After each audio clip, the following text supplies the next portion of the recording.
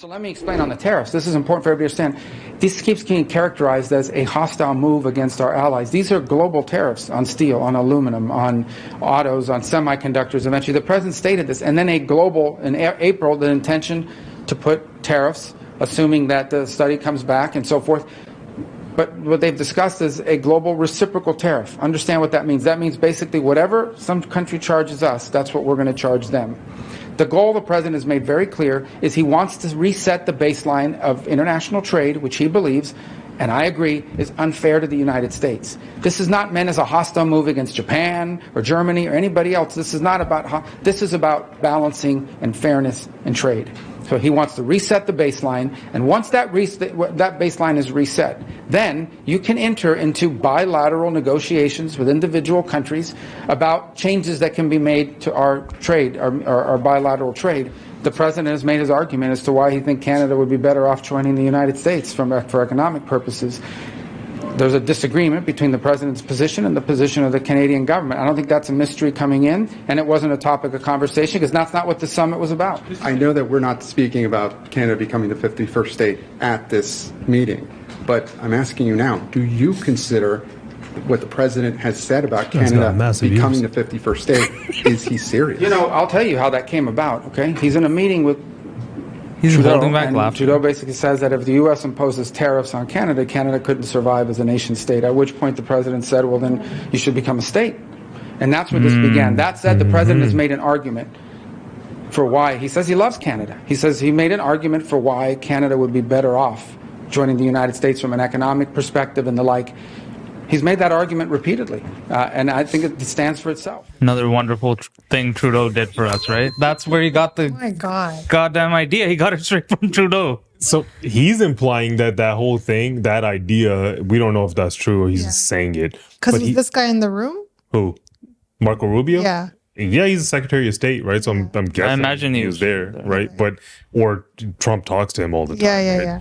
But he's basically saying that ever since Trudeau flew to Mar-a-Lago and had that conversation that we wouldn't survive, right?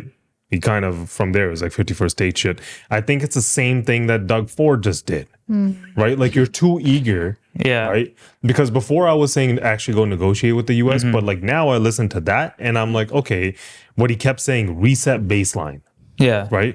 So they're doing this globally. Exactly. They're doing it with Europe. They're doing it with China. They're doing it with Japan. They're doing it with everybody, and Canada and Mexico. They want to come in, put these tariffs in first as a basis on all of them, whether it's 10%, 25%, whoever is doing whatever. After it's done, then they want to renegotiate all trade deals. That's what he's saying. He fully showed his cards. He just showed he completely showed his cards.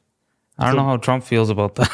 If he's talking like that, he basically just gave you the entire playbook on how they want to do this. Right. Then aren't people going to react now that way because he told? Theoretically, you should, right? But then over here we have Doug Ford's doing one thing, right? And then federally, we got something completely different going on. Right. Like federally, I think, our new guy, we're going to talk about him in a second.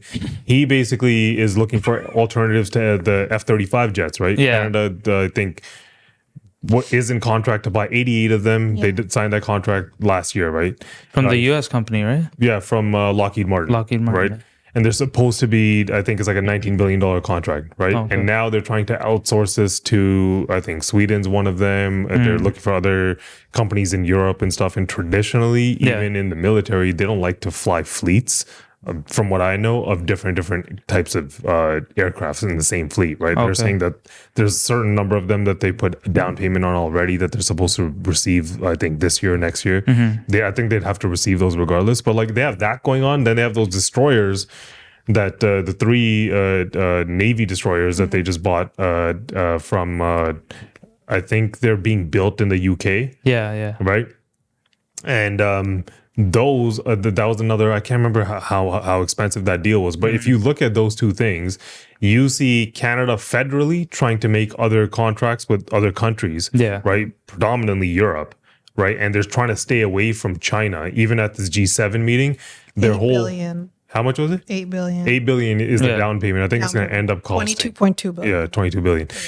But For 15. So then I feel like when it comes to even at the G7, they're talking about the Northern Passage a lot and how they have, the China and Russia up there and stuff. That was part of their entire conversation, right? So it seems like Canada's federally leaning Europe, right? And provincially, right? Doug Ford's out here, renegotiating the USMCA, right? And Danielle Smith, we saw her do something similar, right? And he should have took I would say negotiate with the US if you guys are actually on the same team, right? All these guys keep talking about unity. Canada needs to be unified, right? The patriotism's great, right? But if you don't have a game plan on how to be like, guys, we're a team, this is how we're going to approach this thing. You have one person negotiating with the US, the other person making trade deals with Europe. Like, what are you doing? I mean, it would.